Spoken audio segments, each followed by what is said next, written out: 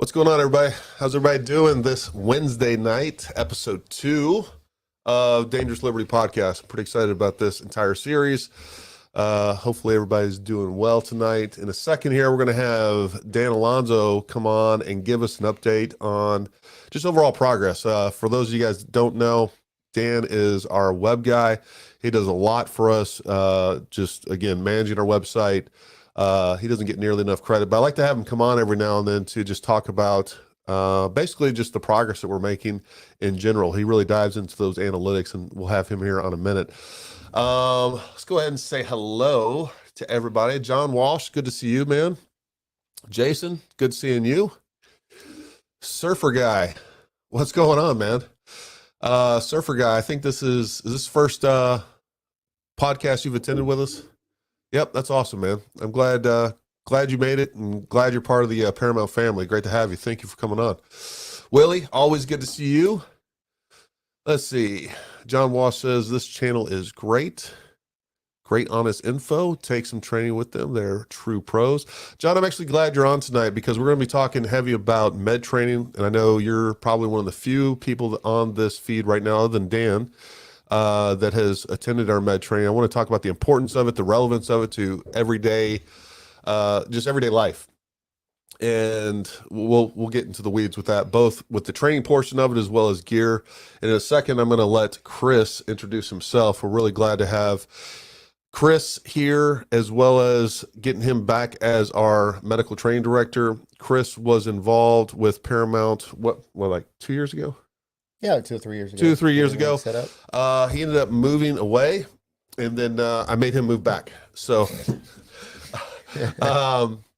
so anyways, we're glad to have Chris back. I think he is a real solid, great addition to being able to run the med portion of that. We'll talk a little bit about that too, of some changes coming up with the entire medical side of this business. John, good to see you, man. John Hopen, good to see you.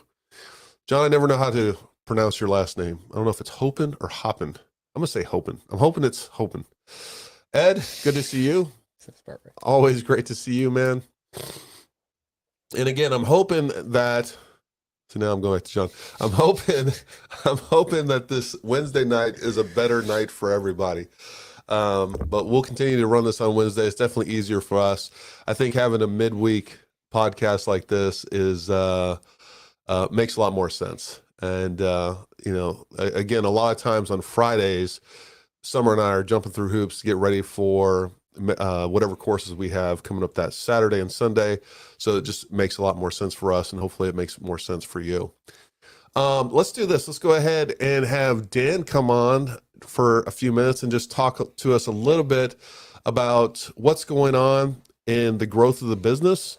And I like having him on here to talk about this, folks, because all of this, the strides that we're making, which are actually enormous, is because of you. And we really appreciate your business. We really appreciate all the clients that we have. And, we have really, really great clients, and we appreciate it. And it's because of you that we're able to continue to grow this business. And, I want to keep you kind of abreast of what's going on. So, Dan, take it over, buddy. I'm going to preface the conversation by saying any pink that you see Dan, back here is my wife's. Oh. Where's your audio, Dan? I swear to God, Dan is actually very techie. He's very good at this stuff. He's just having a faux pas. He's under pressure. 9, 8, 4. I like to give him additional. Now you got him on mute, Ben. Summer's back there emceeing. Unmute Mike. I don't know. We should be able to hear him now. Dan, are you there?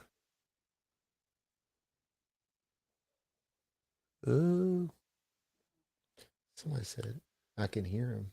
All right, maybe we just. All right, Dan, take it away. We can't hear you, but that's okay. It's probably a mess up on my end, no doubt about it.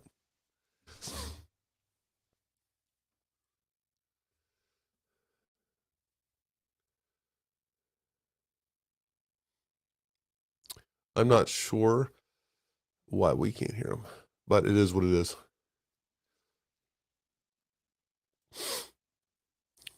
Right now, his is muted. I don't know if it's muted. Okay. All right, Dan, you should be good. Just go ahead and talk, buddy.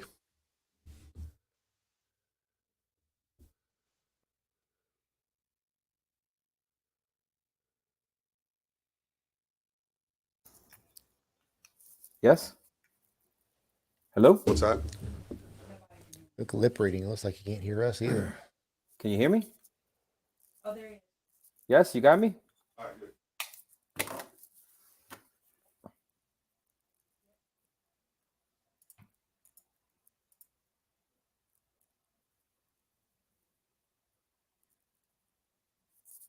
Yes. No. Maybe.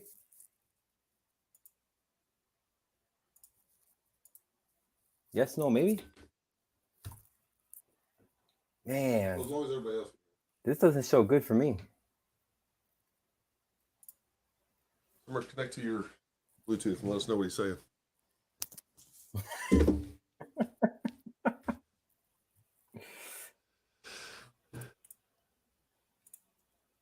That's odd, man.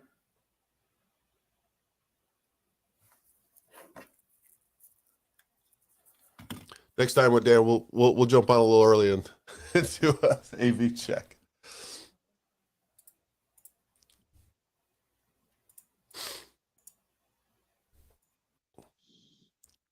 Can you hear me? Still nothing, man. It's that black cloud that follows me What? around.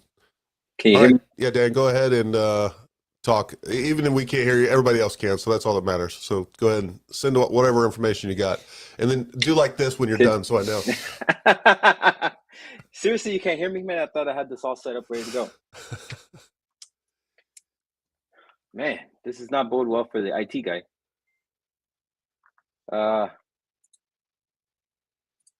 Can everybody hear me? Man, okay. So anyways, I guess I just start mentioning from an IT perspective. So the comment was made What are you about doing, bud? analytics. Yeah, Put him so on the full comment was screen. made about analytics, and I just want to chime in and say one thing.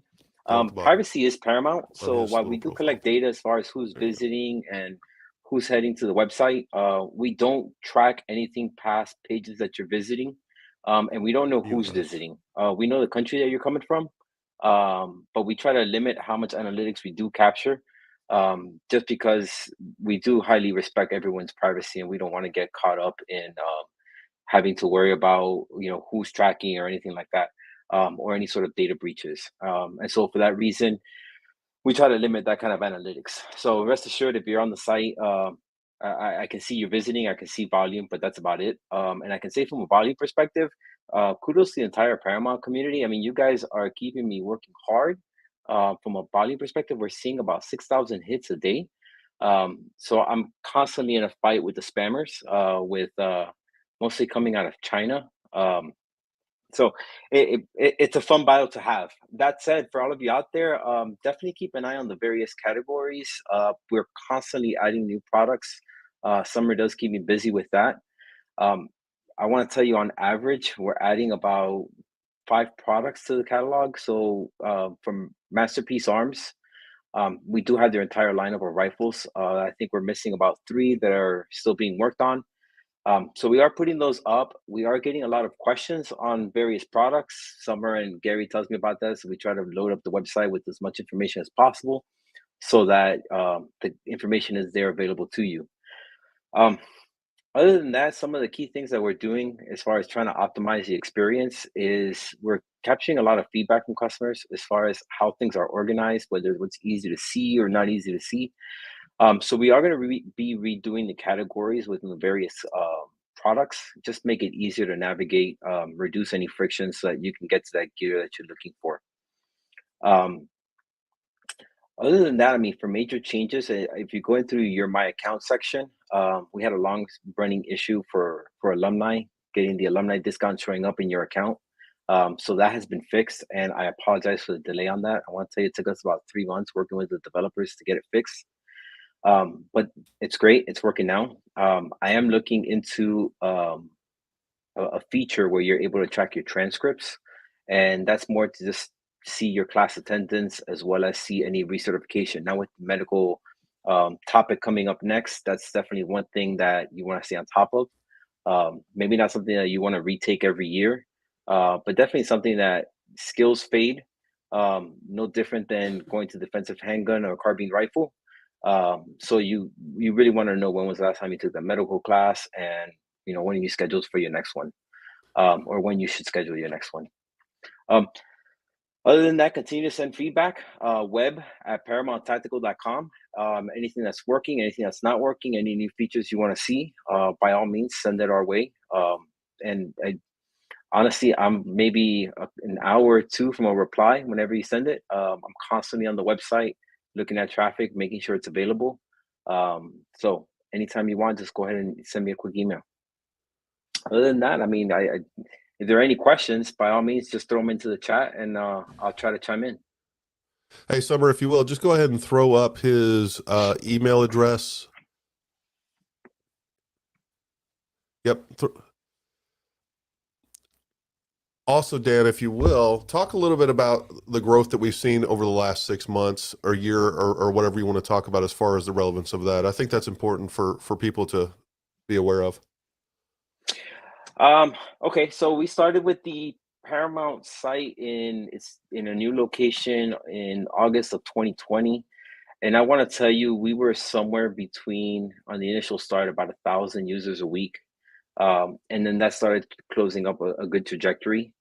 I want to tell you, June, we switched providers. I want to say that one of the things that we're constantly looking at is the same way that Gary and Summer have mentioned issues with pay providers. There's also an issue with technology providers. There's constantly looking at who is knocking who off of their websites. And there have been some 2A companies, both from a store perspective, FFLs, but just advocates as well, that have been kicked off providers.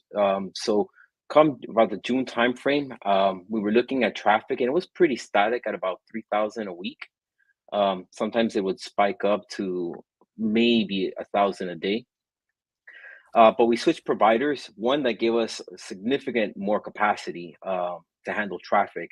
And shortly thereafter, I want to tell you, starting in August, we started to see traffic jump. And I'm talking about volume from what would be 3,000 a week to almost 6,000 per day.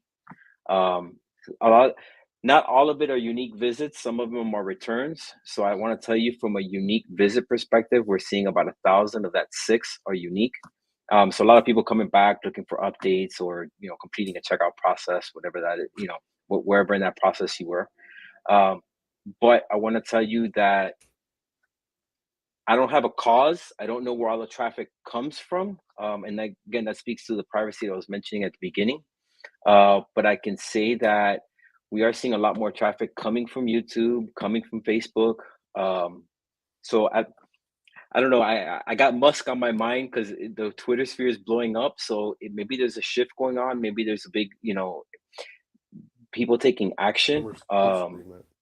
I couldn't attribute it, but I can definitely say that I can see the traffic increase Yes. significantly. I'm also seeing a lot of cohorts are returning. What I mean by a cohort is, you were on this week, do you come back within the next 3 weeks? And so we're getting a lot of stickiness as well.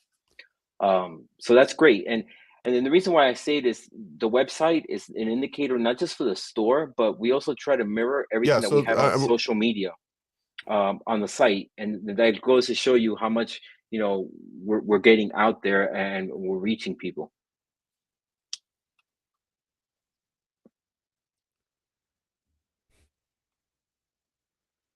Yeah, and I think without a doubt, again, just like Dan said, when it came to the pay providers that kept canceling on us because of the type of business that we are, we were definitely seeing, essentially a shadow banning with some of the internet service providers as well.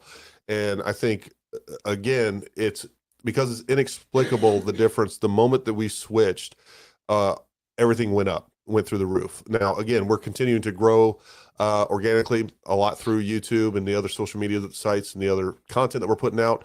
We're definitely increasing that a lot. So that definitely helps too. But and the other part of that is Dan optimizing everything the way that he has. So it's a lot of it is because of, just some synergistic effect, but a lot of that is, Dan's efforts on that. So Dan, I just want you to know Summer and I really appreciate it, and everybody here does. So we appreciate your efforts, buddy. Thanks. Last shout out, feel free, anybody on the live stream, go ahead and send me an email, any questions or any ideas. Always hunting for better ideas to make it better, make it more usable for you.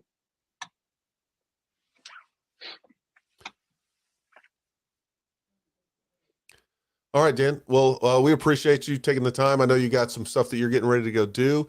And again, we'll have you on in about another 3 months to give us another update. But until next time, we'll see you, buddy. Stay armed, stay ready. Take care. Make sure as soon as you're done doing whatever you're doing, you come back and get back to work on the website. All right, folks. Thanks for sticking with us through those technical difficulties. All right. One of these days, we'll have a whole bunch of people working on these things. But until then, it's just Summer and me. And I can barely tie my shoes, so you get what you get. Chris, if you will, take some time, just kind of introduce yourself to everybody, and then we'll get right into just a med discussion in general. And folks, again, this is meant to be a two-way conversation. That's what these are for. So if you have any specific questions about gear, about training, make sure you're throwing that up. No, thanks for having me on, man. Yeah, man. I appreciate it. Gear said, my name's Chris, former law enforcement, about 10 years total through my different positions. Been a paramedic for about 14 years. A lot of work, government, military, training federal agents to go and do whatever it is they're doing, as well as military. Currently with a federal agency in a med unit, and done a lot of tactical medical training, worked on ambulances, worked in hospital, worked overseas as a DoD medic as a contract position. So a lot of different medical experiences. So I have a little taste of all of it. Yeah, and Chris falls right into everything else that we preach. It's important to have that experience, that operational experience, but it's also really important to have that instructional experience. And I don't think that you can have one without the other. You're not a complete instructor without both of those things, because without that operational experience, you can't put things in the context, and you tend to just go along with whatever, what is hot at the moment. And then, without that instructor experience, there's a lot of people, folks, that are really good at their jobs, that are good shooters, good medics. But Chris can tell you, there's some people that just can't teach themselves out of a wet paper sack. And, what we're really blessed with is a cadre, whether we're talking about medical or the firearm side, that have trained literally thousands of people each. We're going to be able to train you more efficiently and get you from point A to point B much quicker than most people. Because again, this isn't something that we do on the weekends like you see with most instructors. Again, go back to firearms or med. They didn't attend a 4-hour, NRA instructor course, and then ominous, they're an instructor and running classes, which is insane to me. They understand, they've gone through extensive training and can have continued training when it comes to the adult learning process, and just, they're on the job, nonstop training. That's what they do. So I think you'll see that if you come train with us, you get a different experience, and, and we make it fun too. We have a lot of fun out there. So Chris, what I want to talk about, and the real emphasis of today, folks, is bringing, TAC medicine. We talk a lot about tactical medicine, and I think the context of how it applies to everyday life is really lost on the fact that, a lot of these things that we talk about were learned on the battlefield, but every single one of these things is applicable to every single person out there. I don't care if you're a mom. I don't care if you're just driving down the road. We'll talk about a lot of different things, but the concepts here, the principles that we're going to talk about, are applicable to every situation where traumatic injury occurs. And again, I can't stress it enough. Traumatic injury is the number one cause of death between the ages of 1 to 44, which is generally the highest or the healthiest population out there. That's why we don't put a lot of emphasis on automatic defibrillators, CPR. That's not what's killing people, folks. Loss of blood and traumatic injury and car wrecks and, accidents at work, accidents at school. Those are the things that kill people. And I'm not even talking about gunshot wounds. I'm just talking about everyday accidents. So talk a little bit about that, if you will, Chris. Yeah. Yeah. And so, Gary's absolutely right. The overwhelming majority of those preventable deaths in those age groups, the overwhelming majority of those preventable deaths are going to be from, does anybody want to take a guess?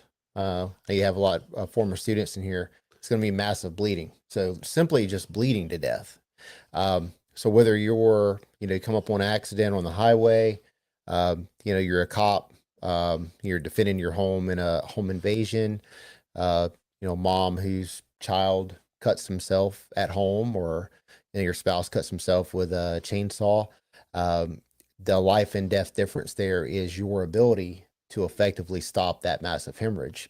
And a lot of that comes down to having the proper tools, number one, and a big thing is the proper training. And the most important thing is proper training, right? Yeah. So, this is definitely not something just like shooting well. You can't watch a bunch of videos on YouTube and you can try to go out there and mimic it, folks, but you're not going to be able to, again, put that thing in the context.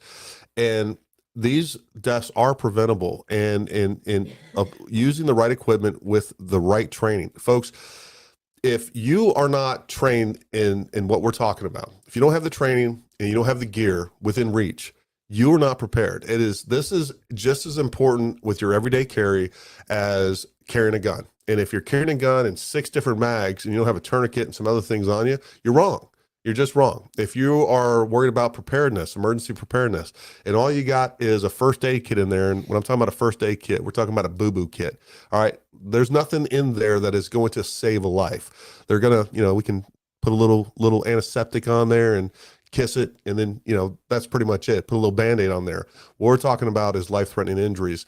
And when those things occur, if you're just standing there and you're hoping prayer is a 911 getting to you, I'm telling you, you're sorely mistaken, because you are putting your life in someone else's hand. The same reason that you carry a gun every single day is the same reason, or even more important reason, that you need to be trained on this, and you need to have the right gear and just have everything in the context, because you are 1,000 times more likely to save a loved one or a stranger with this kit right here and with the proper training than you ever will a firearm. And, that's coming from a firearm guy. Mm-hmm.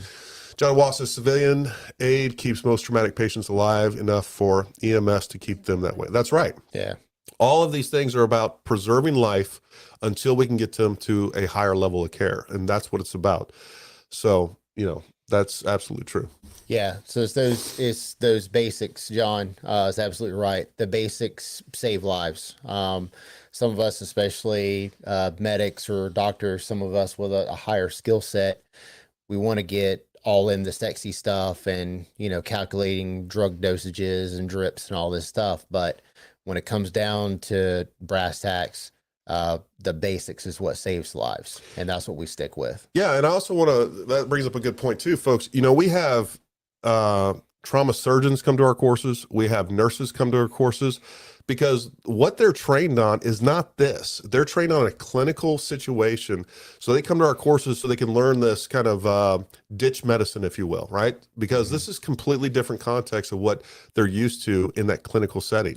So, again, we have highly trained medical folks come to our courses because they understand the difference of where they work, the training that they have, compared to out in the field where, they don't have the 6 other nurses helping them, patting their brow and providing them all of this surgical equipment that they're going to have. This is what you get. This is what you have. And it's also the thing that frustrates me the most is when I hear, well, I don't need to carry a tourniquet because I can use a belt. First of all, belts are the worst tourniquets ever. Or the other answer is I can make a tourniquet. Stop right now and go make a tourniquet. Folks, when someone is bleeding out, they could possibly, if they hit an artery, they have 2 to 3 minutes to live. That is not the time to turn this into arts and crafts and go on a scavenger hunt to find some materials to make a decent tourniquet. And by the way, a tourniquet that's probably not going to be very effective anyhow. All right, Red Lake Patriots, learn to survive because no one is coming to save you. That's right. This is all about self-reliance. Yeah, and even out here, and Chris actually lives pretty close to me. Mhm. We have some really good emergency response, but folks doing the best they can, it's probably going to be 15, 20 minutes on the best. We're out here in a rural area.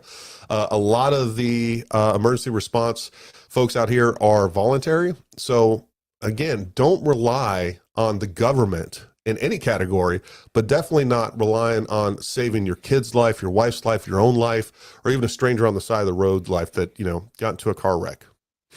Yeah. Yeah. So, and we all know in the last several years, response times have become greater and greater overall. Yeah, that's a great point. Even with things that are in the news now with shortages of fuel, guess what most ambulances run on, or pretty much all of them, diesel Electricity. fuel. They run on electricity. Negative, Solar power. Negative Ghost Rider. They work great at night.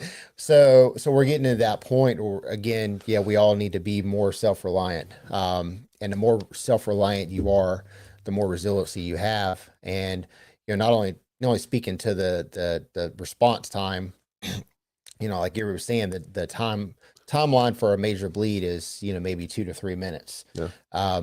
You are not going to be able to wait that long, even if you know how to temporarily stop it with your bare hands, which is something that we teach you. You can save a life until someone gets there with the proper gear if you're by yourself. So it's really, really important. If you've got a stockpile of 5 years of food and 16 different guns with thousands of rounds, but you don't have any of this gear and training, you really have a gap in your preps. Absolutely. You got 5 years of shelf-stable food up on the shelf, but you got no way to plug a hole if you got shot or anything else. And another great, we're in hunting season, right? I talked a little bit about this on our last podcast, but it's hunting season. Folks, a lot of people die out there. You've walked in a couple miles, you're miles from anywhere. You have no ability to call for help, and the help has no ability to get to you in a timely manner. That's going to make a difference. So we got to be self-reliant. So what I want to do just real quick, and I want to emphasize, folks, we're going to talk about some of the different equipment up here that we sell, which, by the way, you can go to ParamountTactical.com. You can go see the different first aid kits and trauma kits. They're trauma kits. They're not first aid kits on our website, as well as some of the individual components that we sell in there. And it was only till about a year and a half ago that I even put any of the med gear on our website, because I don't want people buying med gear that they're not trained on. I used to only allow people that have come to our courses that I verify they know what they're doing to even buy this stuff. I've changed on that a little bit because I know there's other courses out there to take. And again, if you can't get to us, make sure you're going to a reputable, trainer course, whatever it is.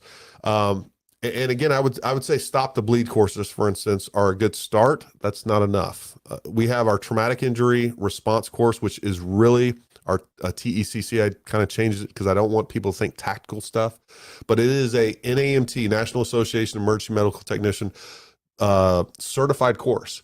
And we have people with real experience, both operationally and instructional experience, that are teaching those courses. So I do want to go through some of these. I also want to make sure that you're knowledgeable about tourniquets, the ones that we recommend, why we recommend those. It's probably the easiest thing to use, but you need to practice with those. So one of the things we'll talk about is make sure that you're buying a practice tourniquet. Whatever tourniquets that you're going to buy, however many you think you need, on top of that, buy at least one practice tourniquet, because when you start using these the way that they're supposed to be used, it does basically damage the structural integrity of those. So you have a training tourniquet, and then you have a real world tourniquet, and there are some slight exceptions, and I'll talk about that. But let's talk about tourniquets in general, what you want to look for and what you want to look out for as well. Mm-hmm. So yeah, go ahead, Chris. Yeah. So what I've always told people, told a lot of people this, is that if you're buying one out of pocket, which a lot of my students have been provided their gear as part of the training, but buying it out of your pocket, you need to expect it to spend between $30 to $40, somewhere in that range, for a decent commercially made tourniquet. Okay, that's legit and not a knockoff. You do not want a knockoff. This is not an area that you want to skimp in. So decent tourniquet. I prefer ones that are most of the time what we call committee TCCC approved. There are some good ones outside of that, but all the ones that are committee TCCC approved, those are all really good tourniquets. So Gary's absolutely right. It's kind of like a seatbelt. One-time use. If you're wearing your seatbelt and you're in an accident, you want their seatbelt replaced. Once you start using these and actually cranking down on them and practicing, you need to have that tourniquet replaced. So having that practice tourniquet is a good idea. Yeah, folks, and just so you're aware, a majority of the tourniquets being sold on Amazon are counterfeits and fakes, and you need to be aware of that. Every single tourniquet that we purchase, we are a direct dealer for said supplier. So there's no chance that you're going to get a knockoff tourniquet. And just like Chris said, this is not the area where you want to, bargain basement shop. I always talk about body armor and med gear. Those are the places where you want to find the cheapest thing possible, because, when you're standing there over your kid or trying to save your own life, you're not going to be like, oh, I'm glad I saved $4 on a tourniquet and now it broke because you bought it off of Amazon. So that's probably not you want to invest in good equipment when it comes to this, right? Absolutely. I will tell you right now, currently, one of my favorite tourniquets is the SAM XT, and let's talk about generally what you want in a good tourniquet. So Chris, take that away. So a good tourniquet, other than things we already talked about, you want something that is either, 1.5 inch wide or so, or can be made a little bit wide with multiple wraps. I can tell you, after literally thousands and thousands of students, I have, tens of thousands of reps using different tourniquets. And I can tell you for a fact, the number one failure point on these is not getting it tight enough initially before you start turning on the windlass, which is the little stick thing mounted here on top. The great thing about the SAM is that it doesn't lock into place until you get that excess slack taken out. So you're already winning from the jump. So you put it on, you lock it into place. Once you feel it click in, you're already pretty tight. You've had a little bit of turning to do and you're good to go. So again, I really, really like this one because of that. You're overcoming I'm telling you, 90-95% of failure point right off the jump. Yeah, and what's really cool about this tourniquet too, and I know it's going to be hard to see on this, but essentially there's a mechanism in here, and you guys can see that there's basically these holes with teeth that the teeth fit in, and there's teeth here, and once you pull this tight enough, those teeth lock in. So now you're not reliant 100% on Velcro. A lot of the tourniquets out there are the only way that they lock onto the lock into place essentially is Velcro. Well, Velcro, you get it dirty, muddy, bloody, and now you start seeing failure points. And Chris can tell you, and I've seen this too, where people don't lock in, especially under stress, they don't lock in that Velcro all the way around like they're supposed to, and they start tightening this windlass, and now that Velcro is just slipping. So it's not doing what its job. So the main failure points, this SAM XT to me is just ingenious because it really does address all of those. And I'll just go ahead and throw this on real quick, but essentially, and I'm gonna keep it next to the mic, but once you want to get this high and tight, you're trying to control bleeding from the whole arm. I don't care, we'll talk a little bit about that, but basically I'm pulling this, and once I get it tight enough, it clicks into place and those teeth interlock into the holes that are in that. And now it is very tight already. We're already having some blood occlusion taking place, and now it's just a matter of me cranking this windlass until I can't crank it anymore, and then locking it into the keeper back here. So that I just love this tourniquet. It definitely takes a lot of you don't have to worry about it coming undone once that's another thing that we see with another popular tourniquet, the cat. You'll have this tight, and then you bump something, and then this comes loose, and now you've lost occlusion. So this solves a lot of those problems. And under stress, we want something to be as user-friendly and easy as possible. And this really does check all those boxes. this is a aluminum windlass. It's not a phenolic or plastic windlass. You're not going to break this. And when you see the build quality of this tourniquet, everything about it is just really well made. It's a very durable tourniquet. You could probably damn near pull a truck out of a ditch with this thing, but it's well made and it's not going to fail on you. Yeah, and this one has a lot of reps on it, being used in training and everything else. You see it still holding up very well and it's still working. Absolutely the kind of design qualities you want in a good tourniquet. Like we said before, can't stress this enough. Do not skimp on this area. This and training are two of the areas you do not want to skimp on. Absolutely. So, I'd have to say this is probably definitely my top two. It's one of my favorite tourniquets. Another tourniquet that I definitely like, and this one is not TCCC or the Tactical Committee Casualty Care approved. This is even somewhat controversial. I'll just tell you that right now, but I love this tourniquet for a lot of different. Number one, it works. You can say whatever you want about this tourniquet, but you can't say that it doesn't work. It doesn't meet that 1.5 inches, but basically what this is a 1/2 inch, and you're going to get at least 3 wraps on an arm or a leg. So you're getting that surface area that the committee typically wants. That's what it was designed to do. But what I love about this is that it is just so user-friendly. That one's real easy to use, but you'll even see with another great tourniquet, this one and the, I'm having a brain fart. What's this one called, bud? TMT. TMT. The TMT, or even the soft T wide or the cat, under stress, those things can kind of look a little complicated. But what's great about this is it doesn't matter if I put this on this way or if I get confused and I put it on this way. It doesn't matter. Where it does matter on the other tourniquets, you do have to orient them in a specific direction so that you can get to that windlass. But all I'm going to do is pull away from that loop, and I'm just going to wrap this, continue to wrap this. And it's right now I already have blood occlusion. It's probably a full tourniquet right now. And then I'm just tightening this just like that. And what's great about this tourniquet is that it's easy to use. It's easy to store. There's lots of different kind of covert ways that you can store this through belt loops, underneath your waistband, down a leg. I've seen all those. I've actually seen a lot of personal security details use these tourniquets. And the other thing that's great about this is that they'll work on even infants and animals. So it's easy to use, and it's super easy. One of the things I remember I had Summer go through our med course, and like 6 months later, I threw 3 tourniquets at her. This one, the soft T wide, and the cat. And this one, she was able to get on. She remembered how to use that. The other ones take, they take a little bit of training. You need to break them out and train with them every now and then, because it's easy to put them on the wrong direction. And it's easy to not secure them. So this is easy. Anybody can use this, and it's a great tourniquet, easy to carry. Yeah.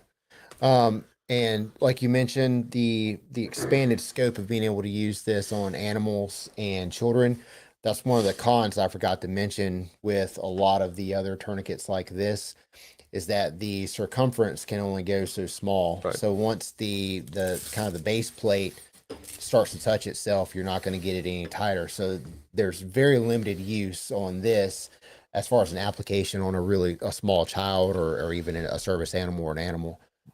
So that's where something like this or the SWAT T really comes in handy. So that's probably about as large of a limb that one's going to cover, which is still going to cover, 95% of the population, but it is something to think about. So, you're probably talking about a limb that's 2 inches in diameter. Some of you guys, this may not even work on because you haven't been hitting the gym and your arms aren't 2 inches in diameter. So, that's another reason why you should hit the gym. All the tourniquets work on you much better. Keep that in mind. Write that down.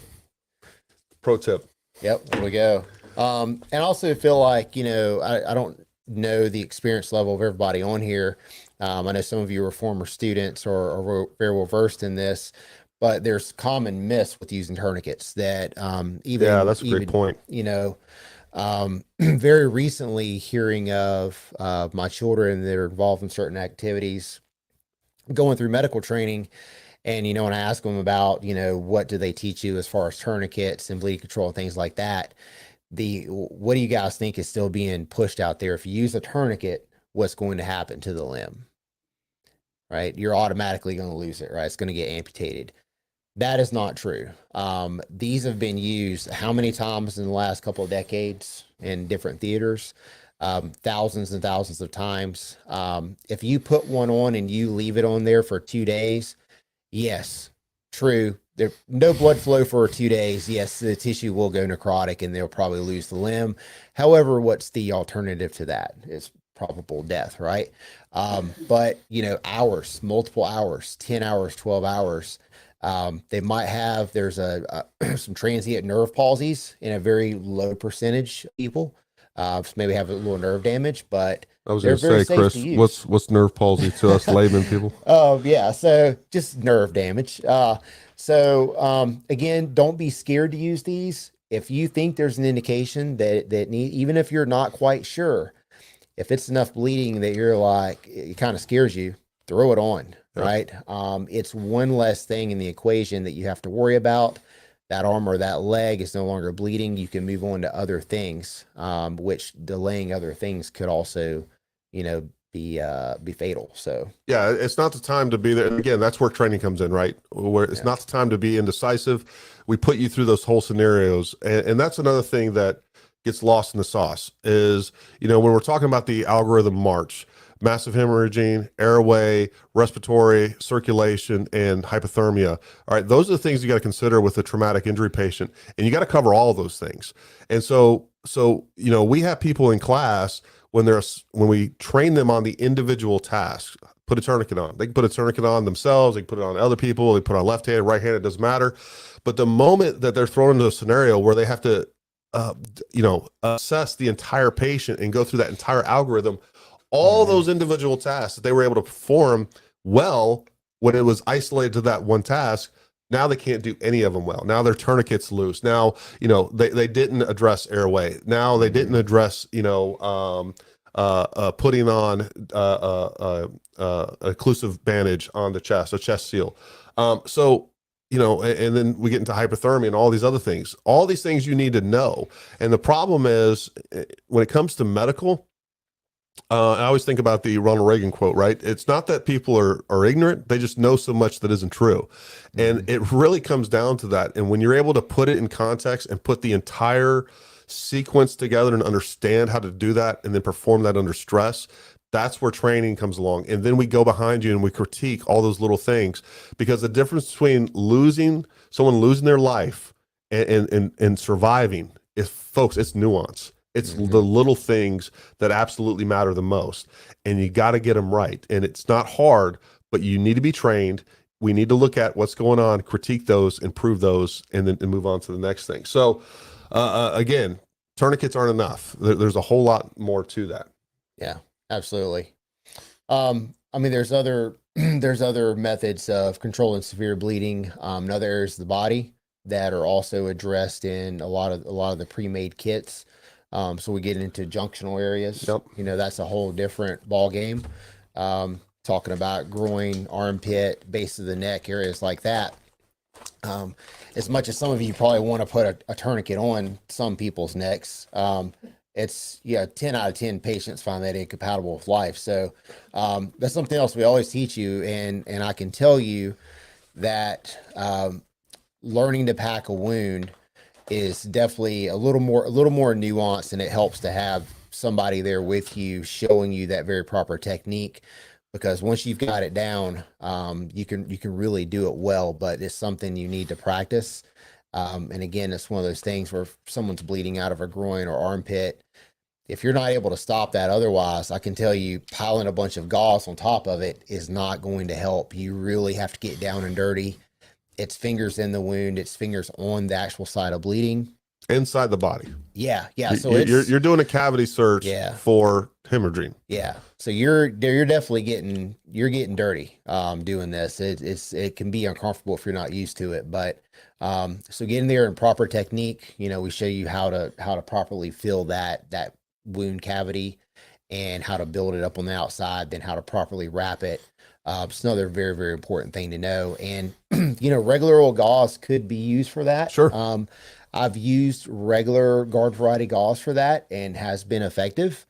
But when you've got a Barry Bonds or a Jerry Maguire, versus I don't know what that means. a regular old baseball player. Oh, And you can pick which one you want. You know what I mean?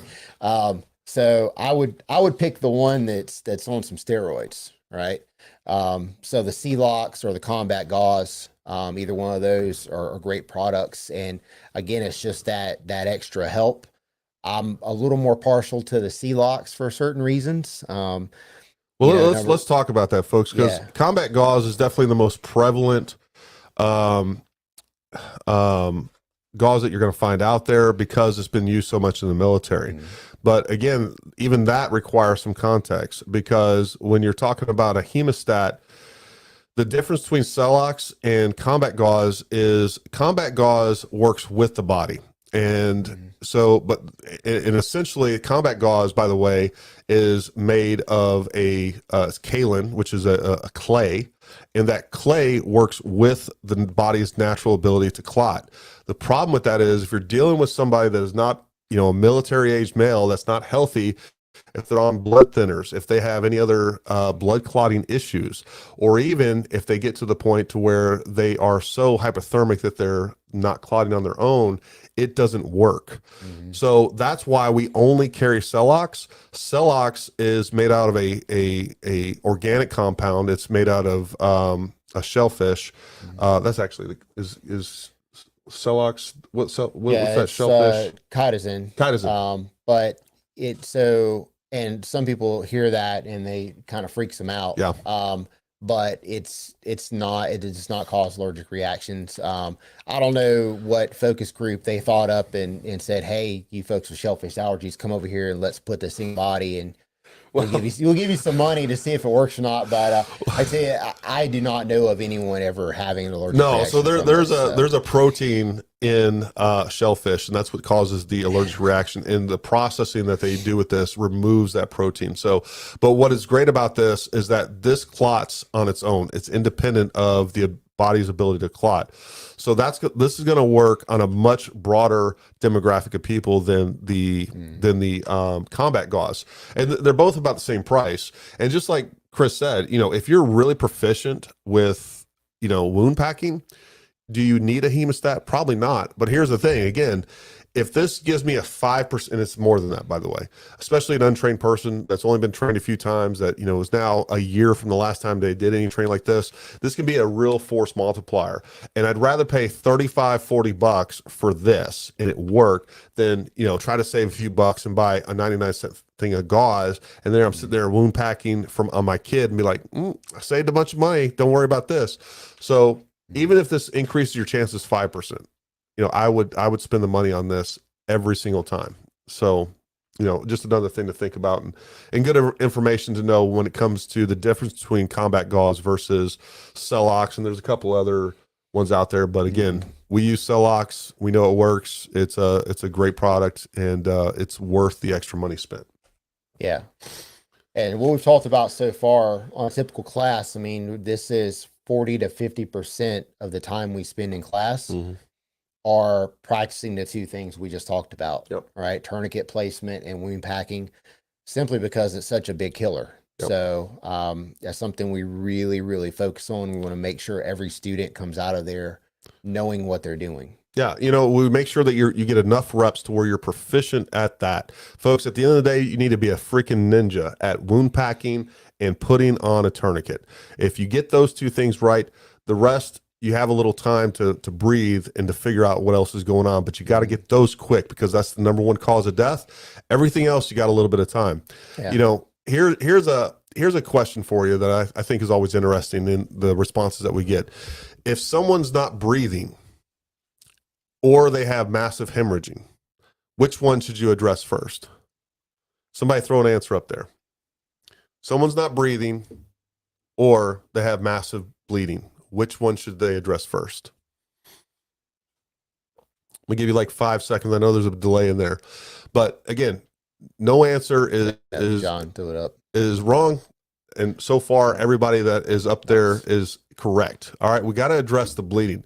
The whole point of blood is to move oxygen around the body. So again, if you're bleeding out, even if you can't breathe, you still got oxygen moving around there. But now we're fixing the breathing issue, and now we're losing the ability to push that oxygen around there. So, again, you got 2 to 3 minutes to live with massive bleeding. You probably got between 3 and 5 minutes, depending on, the person and a whole bunch of other factors and variables when it comes to not being able to breathe. So we got to address that first. And that's, I know when someone told me that, I was like, oh, mind blown. So all these little things that you're going to get in training, and we're just giving you the very tip of the iceberg, but you got to be a ninja at stopping that bleeding, whether it's a junctional artery, junctional bleed that you have, or something that's coming from the limb. You got to stop bleeding right away. Yeah. So we've, we hit on the first two things, and I've always told students, if you can stop the bleeding and keep the blood in the body, and hopefully it's where it's supposed to be. There's certain things with internal bleeding you can't do a lot about, without a surgeon. If you can do that, you can keep them breathing and you can keep them warm, which is extremely important. And something we also, I hit really big on in class. You can do those three things. Everything else will probably fall into place. If they can be saved, you probably just saved their life. Things like tension pneumothoraces, which is, air in the chest where it's not supposed to be, kind of that collapsed lung scenario. It takes a while to build up. That's not something that happens quickly. You're not going to die right away from that. Yeah, it takes a little time. Chris, expand on that and again, folks, this isn't giving away the entire course. We can talk about all this stuff. We could pull out the curriculum and show it to you, but until you're there and you get to practice these things, it really doesn't matter. So, that is one of the things that people don't realize when it comes to hypothermia. Folks, you can die of hypothermia, and many people in Iraq and Afghanistan did die of hypothermia, even if it's 120 degrees out. So, Chris, if you will just talk a little bit about that and how that process takes place. Yeah. So basically, once somebody, now this is somebody who's going into hypothermia because of a traumatic injury and blood loss. Yep. So regular hypothermia, you go outside, you fall asleep because you maybe had a little bit too much to drink or whatever. And you get hypothermic because you're just exposure, you're pretty good survival rates. However, someone who goes into hypothermia because of trauma, their death rate, if that is not corrected very quickly, is 100%. That's that's statistically significant. So folks, I want you to let that sink in. If you have a traumatic injury and you become hypothermic because of that traumatic injury, you are going to die, or the person that you're treating is going to die. And so let's talk about how prevention is key with that. Yeah. So once the body's lost the heat, it's really hard to warm the body back up. So really, it all comes down to prevention. So really, in the March algorithm, I usually go M, A, and then we're already working on H. So we start working on hypothermia as soon as we're done with airway, and then through rolling the patient and doing the other things we're doing, we roll in the R and the C, the respiration and circulation into that. But it's really something you want to get on top of very quickly. And we give you tools to do that. We show you how to use emergency blankets to do that. And we also show you some improvised ways to do that. But again, critically important, and something it really doesn't make a word that you can say if you do MAH, RC. It's like my heart. You're basically doing those last three at the same time, simultaneously. Yeah. So you're kind of addressing those last three all at the same time. And again, we show you that, how to do that. Summer, throw up John's question. Now, that's a very good question and common one. John says, is part of the training learning how to adapt and utilize other possible materials for all the different wounds? In other words, is part of the training you do to work on improvisation? Yes and no, John. And this is one of those things that I don't know why. I mean, I do. What we try to instill on you is preparation, right? So yeah, there's lots of ways that you can treat, bleeding and all these other things using improvised techniques. But the survival rate of doing that and the time it takes to do that is it dramatically decreases to the point that if you are improvising, you've already failed. And that's the thing, is like, there's all this equipment that's purpose built. It's like, hey, can you unscrew a flathead screwdriver with something else? Sure, you can, but if you're using your knife, you're going to break the knife. It takes longer. It's more inefficient, and that's not what you really want to be doing when someone's life's on the line, right? We want to make sure that we have purpose-built equipment that allows to stop that bleeding as fast as possible, as opposed to trying to whip off a belt. Most belts are made out of leather. They're stiff. They're not going to. Once you get them cinched down, you can't keep them cinched down. You can actually use bandanas and find a stick that's the right size, and you can create a windlass.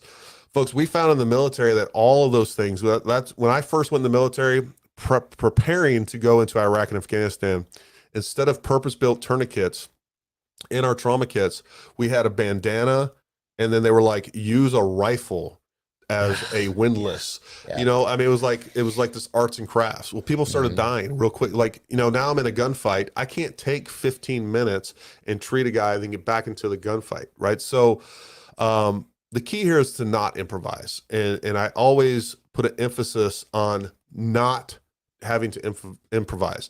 A good statistic that we share in our course, we talk about the Boston Marathon bombing. Everybody remembers that. The Boston Marathon bombing. During that, there were something like 60 improvised tourniquets used during that. And what percentage of those 60 tourniquets used, or whatever number it was, were actually stopped bleeding 100%? The answer is 0. So you're taking something that's going to take twice as long. You got to find the materials. You're under stress, and then it's not going to work as effectively as something that works really well. So, the point here is don't improvise. Use purpose-built material. Make sure that you're putting the emphasis. It's like, hey, can I improvise a weapon? Sure, I can. But guess what? Carrying a gun on me sure is a lot more efficient. And that's really what I want to, again, make a point of. John says the TCCC course was phenomenal. Prep for the EMT course. I'm state testing out of next week with my license. Took it at Paramount Tactical. Got all my med gear there also. Yep. John, I'm sorry I still haven't had a chance to meet you. All right. What else, Chris? So I'd like to hit a little bit more just the universal applicability of the training. A lot of the way this stuff looks, you've got some multicam here. And, I've dealt with a lot of different students from different walks of life, a lot of government military folks, but a lot of folks that were not really tactical or no military law enforcement background whatsoever. Quite frankly, are anti-tactical, right? So a lot of the folks, especially folks that we've, if you're talking about like diplomats and things like that, that's the last thing that they want. But again, they're in a job that they are facing risk every day. And regardless of what this looks like, it treats wounds the same way. Yeah. But go ahead. Yeah. So, I've had a lot of folks said, this seems real military, and that's not really, it's not really what I'm all about, or that's not my job. But again, you just never know. I've had multiple occasions just out around planet Earth that I've run into people that needed help. Have you ever been outside of planet Earth? Not yet. I'm trying to. If anybody knows how to make that happen, I'd love to do that. But I was on a plane, and one of my buddies boarding the plane said, "Hey, have you ever had an emergency in flight?" Now, as somebody who was a million miler, I was like, "No, but thanks for bringing that up. I appreciate it." In that flight, we had a medical emergency. So, if you save the day, you get a bunch of sky miles, and you have women trying to marry you off to their daughters and stuff. But, you just never know when something's going to happen. Again, that scenario of being at home with your children, with your spouse, working out in the garage with power tools, chainsaws, driving a car, driving a motorcycle. One of the things we don't talk about as much, but, one of the things we do is we work with churches. We get people at churches, trained schools as well. We're getting ready to do an entire county of schools, do risk assessments for them.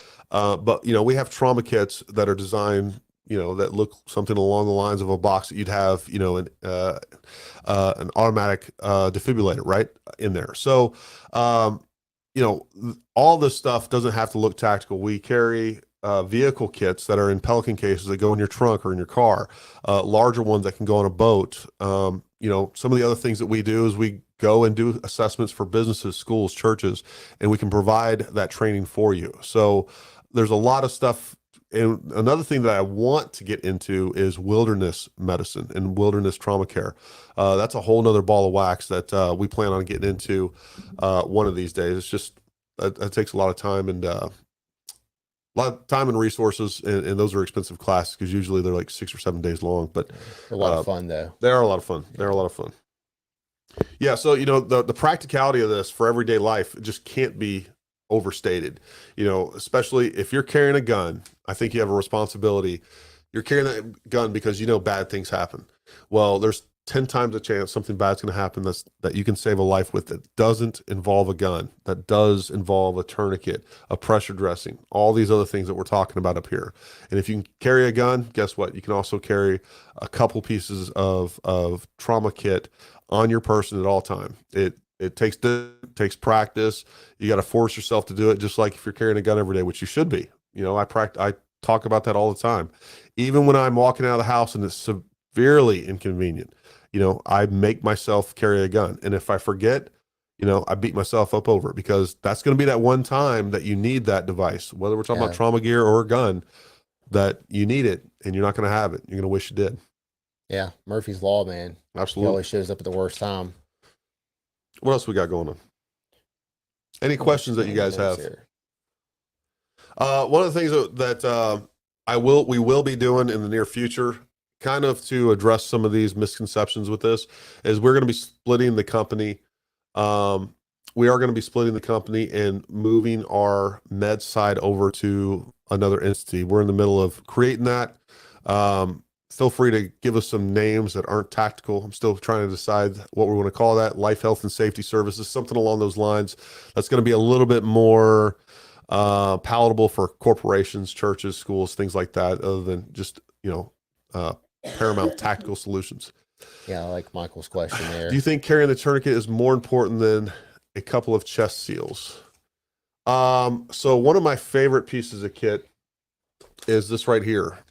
And if you don't have room, again, if you got the room, you got, I don't care if you're carrying a fanny pack, which is actually I know it's not always the coolest thing, but those are coming back in style, or a chest pack, whatever you got, one of those bags that go over your shoulder, a backpack, whatever else, carry a full tourniquet. What I do like about these battle wraps, and I'll just open one up and kind of show you, this is actually intended to be a chest seal. And these are really cool because they're clear. They don't have any of the padding on there. And folks, that's another reason I do not like Israeli dressings. Israeli dressings, which is a very common thing, it has so much absorbent gauze in there. We had a captain in Iraq. I was telling Chris the story. We had a captain in Iraq that basically we had a three guys with a suicide vest blew up right in front of him.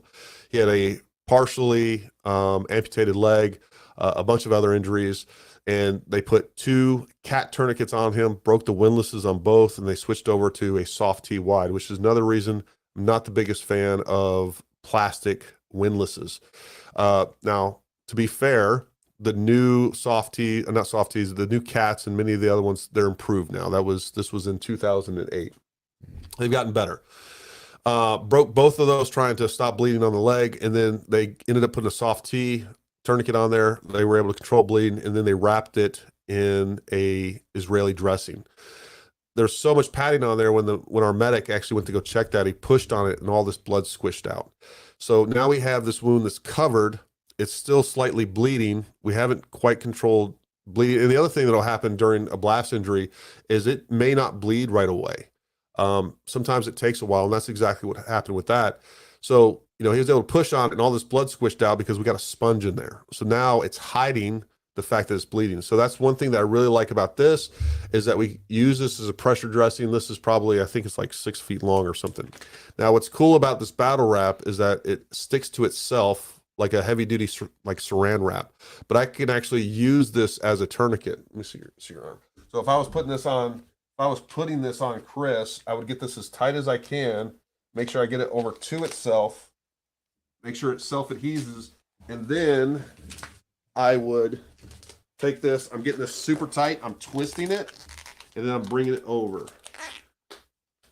And then I'm twisting it and bringing it over. Yeah, so radial pulse is already gone at this point. So that, without a doubt, is a doing full good. tourniquet right there. Yeah. Now look how much left I have of this. So now I still can use this as a pressure dressing, and I can also use the entire thing as a chest seal. So this is if you want to talk about an improvised piece of kit that's easy to carry, you can carry these in your pocket. And these things are really cheap too. Does this replace a tourniquet? No. Does this replace a chest seal? No. Can it work in the place of? Absolutely. So, those are cheap. They're easy to carry in your pocket. Summer carries one around in her purse all the time. I carry them in my pocket, or a bag or whatever else. I carry a trauma kit in my backpack that I carry all over the world that has those in there as well. So you got something that is definitely multi-purpose, and those make a lot of sense to me. So if you don't want to, or you can't carry a full tourniquet, I think the battle wrap is a really good option for you. Hopefully that makes sense. Somebody asked a question earlier about, improvising. So really that's essentially what you just did. Yeah. So that's an improvised tourniquet. It's just not, it doesn't look the way we're traditionally taught, and the way that Hollywood gives us horrible examples of what tourniquets look like. Sure. But that is improvised, and having those multifunctional pieces of gear, carry 2 or 3 things like that, and you're really fairly well stocked for everyday carry. Absolutely. Great question with that. What else? What other questions we have up there?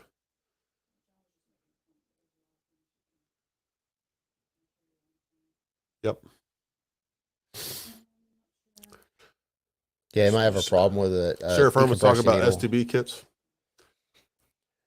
No, I was saying it might have a problem with a decompression needle, but yeah, most of this med kit you can carry on a plane. Yep. Just fine. Yeah. The STB kits. What are you talking about, Sheriff Harmon? Those are the Stop the bleed kits. Yeah, stop the bleed kits. Yeah, those are great. Again, we want to carry what we can on our person, whatever is convenient to carry. And again, stop the bleed is definitely the emphasis. But for instance, and this is something that I really want to have a much greater push on initiative, is definitely getting all of our law enforcement in this area, working with Sheriff Harmon to get all of our law enforcement in this area trained and equipped, because they're often the first ones on the scene. And of course, we also want to make sure that they can preserve their own life, having the training, having the kits. So you guys will see some things coming up with that very soon. And again, I got some things to reveal on that. We're gonna do a big push and hopefully take that initiative nationally. There's still lots of officers that are still not carrying, in agencies and departments, not carrying tourniquets and basic stop to bleed stuff, and definitely not full trauma kits in their cars, when often they're the first ones at the scene, and they're the ones that can make the biggest difference. Yeah, what's the best way to treat a puncture wound? So it just depends where that is. Put that back up there, babe. Depends on where that is. Talk a little bit about a puncture wound. Yeah, so if you're talking what I call in the box wounds, so basically from your clavicles down to your belly button, all the way around, including the sides of your chest and your back, we're going to put some type of occlusive dressing on there. Chest seal. Yeah, so chest seal. One thing the battle wrap's used for, or other your hyphens or halo chest seals. Some of you may have heard of improvised chest seals. I know a lot of 3-sided chest seals were taught over the years, where you leave one side open for it to, quote unquote, automatically burp itself. They're generally very ineffective, and they're hard to make. It's really starting to MacGyver stuff, and those things generally don't work well. So for in the box wound, it would be simply sealing the hole with a fully occlusive dressing or chest We're seal. putting a sticker on there that doesn't let air in or out. Exactly. If it's in an arm or an appendage, we're going to put a tourniquet on that high and tight, as high as we can go and as tight as we can go, so we can control the bleeding for the entire arm. Imagine, if you will, like even a car wreck, or maybe some sort of explosion or something like that, where you have multiple wounds all the way down the arm. Well, if we can get a tourniquet at the top, we're controlling that entire appendage. It's no longer bleeding. So that's why we always talk about high and tight. If it is in a groin area, these junctional areas, that's where you're going to pack those wounds. So it just depends on where those injuries are taking place. Let's see what Steve says. Best approved tourniquet I used was a t-shirt for femoral puncture. What do you guys think of the rat tourniquet? I know some opinions have changed on those. We were talking about that earlier, Steve. This is the rat tourniquet. I'm a big fan of the rat tourniquet for lots of reasons. It's ease of use. It's easy to they actually call it the rapid tourniquet now. So they've changed. So if you hear the phrase rapid tourniquet, or RAT, which RAT stood for rapid application tourniquet, we're talking about the same thing. But I am a big fan of these. These are easy to use. Even kids can learn to use them. Once you basically learn how to use this, you almost never forget. It's easier to remember. You can put this on this way or this way. The direction of which you apply this doesn't matter. You're just always, it's kind of intuitive to pull away from the loop. So I'm a big fan of these. Again, there's a lot of haterade out there on them, but there's no doubt I could put this on you right now and prove to you that it works. So people get a little, just like anything with shooting or med, things start becoming very ideological and almost religious. Yeah. And it's silly. And again, you just got to be able to step back and try it yourself. And that's the other problem that I have with so much on the internet, right? Is people are regurgitating things that they heard and they actually haven't tested for themselves. So what we do at our courses is we let you use all of the tourniquets and figure out which one you like the best. Because if it's easy for you based on your physical disabilities or limitations, flexibility, strength, all of these things come into play, and you get to try everything and figure out, hey, we know these work. So out of these ones that we know work and work well, figure out what works for you. And then you can decide on your own. But, a lot of the information that's being regurgitated out there is just that. It's stuff people have heard and haven't actually tried. A lot of the purists get up with the CCC tourniquets, but I generally agree with that. The TCCC approved tourniquets are great. This one's not. There's two things. If Gary, you would demonstrate putting that on once more. Sure. There are two main criteria: is being able to put it on with one hand, which you see Gary's doing, and it needs to be 1.5 inches wide. With multiple wraps, you get that width on there. Okay, so I would argue it essentially meets their criteria. So again, purists aside, if it works, it works. If you've got a giant meaty leg and you're squatting Volkswagens in your backyard, maybe this one might not cut it. You might need 2 regular tourniquets on a really large muscular leg. But a majority of the time, this is a pretty effective tourniquet. Yeah, and they've proven these work with Doppler radar testing. Actually looking at blood flow with Doppler radar. The other thing too, and just knowing people that have been involved with the TCCC committee, there's also some politics in play with that too. So you got to be aware of that, and because you can't say that it doesn't work. There are some areas where some of these in certain situations would be better. For instance, an impingement, I can actually undo this, my arm's stuck under a log, and I can route this through and put it together and I can cinch it up. So in that very niche scenario, this would be better.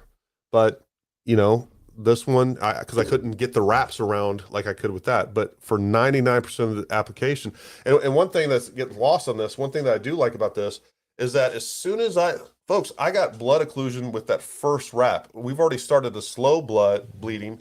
And then within that second wrap, if I'm pulling this tight enough, I probably have, a full tourniquet on right there.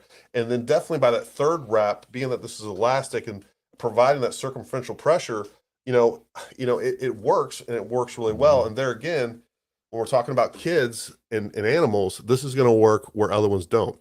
But the best bet is to have like something like this and something like this in your kit, so you can choose the right tool for the job. You know, this is going to work better in most circumstances. This is going to be faster and can work on kids. So, you know, and where this doesn't. So these kind of fill each other's gaps. That's kind of gay, weird.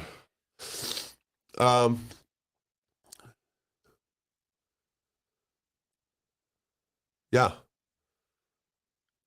absolutely.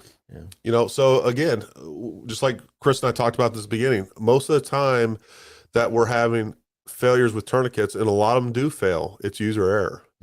And again, this is what I really like about the SAM XT. It really addresses the two most common failure points: not putting it on tight enough, and then also relying strictly on Velcro to keep it secured.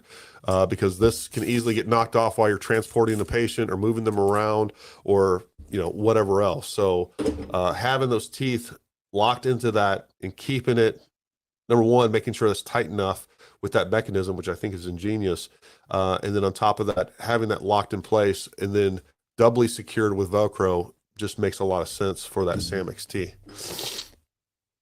Any other questions?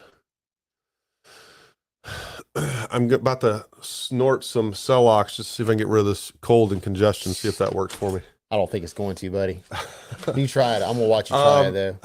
Again, definitely go check out our website, folks. Number one, we always appreciate the support. There's multiple different types of trauma kits on there.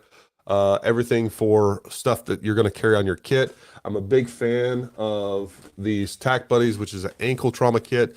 Not only can you carry trauma gear in there and dress it up and dress it down, depending on what you're wearing, but you can also keep an extra magazine in these.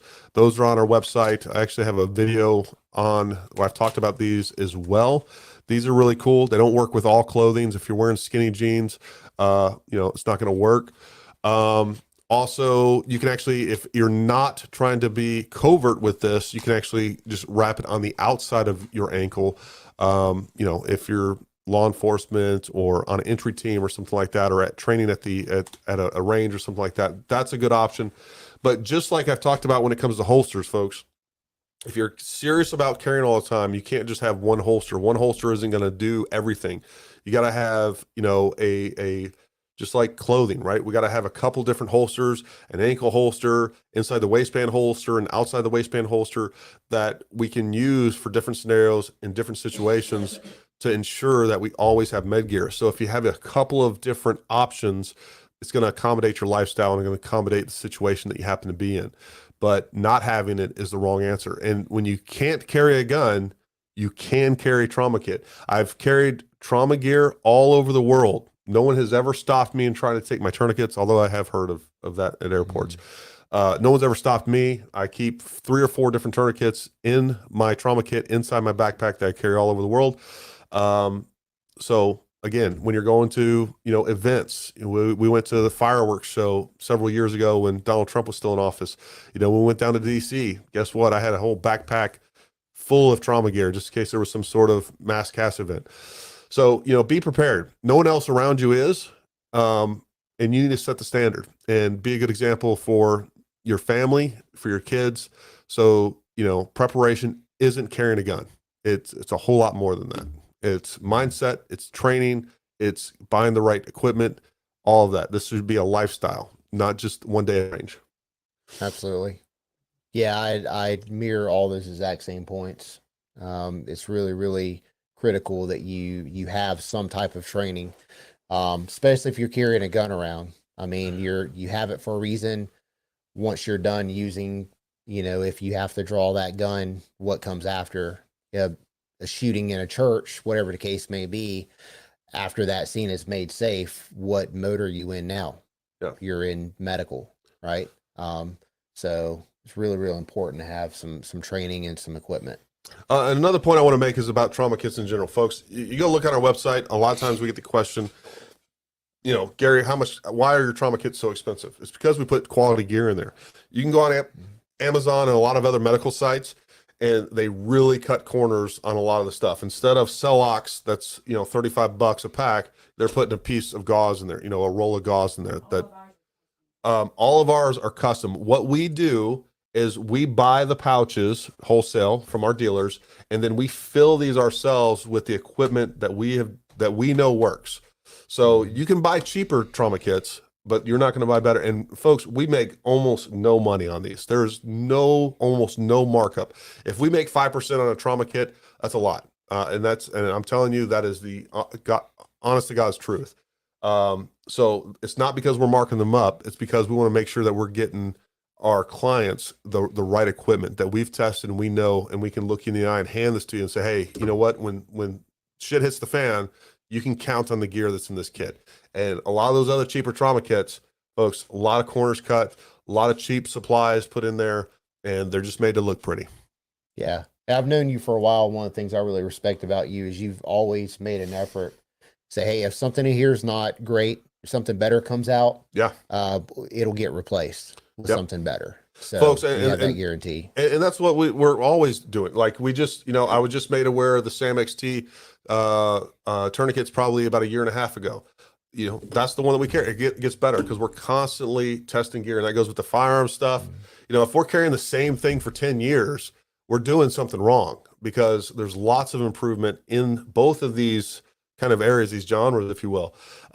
Whether it's rifles or holsters or optics or whatever it is, if there's not changeover, you're doing something wrong, because we want to carry the best, and we want to carry reliable equipment each and every time. All right. Any other questions, gripes, or complaints about summer? All right. Hey folks, look, we really appreciate you showing up. We really appreciate your time, and we always appreciate your support. Make sure you go check out our upcoming training schedule.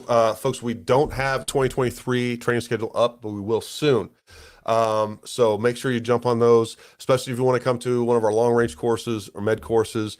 Those are getting insanely popular. We're really happy about that. So if you see one of those come up, make sure you're jumping in that as soon as possible. Yeah. So again, check out our website. If there's something else you need, we always, appreciate recommendations, whether it's about gear that you want to see, videos that you want us to do, or courses that you want us to hold. But again, we appreciate your time. And until everybody have a good weekend, because I'm stuck in Friday night mode. Everybody have a great rest of your week. We appreciate your time. But until next time, stay armed, stay ready, and we'll talk.